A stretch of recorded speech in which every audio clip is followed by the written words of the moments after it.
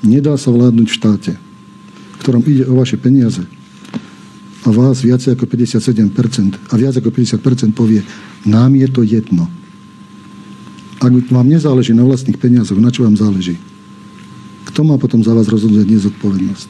Tak za to zaplatíte. Privatizovaním týchto odvetví budú v nadnárodných spoločnostiach, zaplatíte cenami energetiky, zaplatíte zvýšenými nákladmi na plynofikáciu Slovenska, zaplatíte zvýšenými nákladmi, ktoré budú v súvislosti s jednotlivými energetickými médiami, ktoré na Slovensku pôsobia, vrátane úverových zdrojov.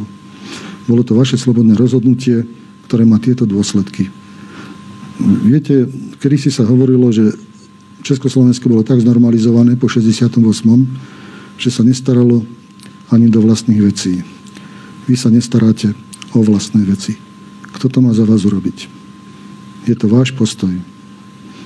Veľa vecí som bral na seba, dohrali sa na mojom chrbte. Mali ste ma za človeka škriepného, konfliktného. Len ste nepochopili, že kým sú tie konflikty na mojom chrbte, nejdu k vám a do vašich peňaženiek.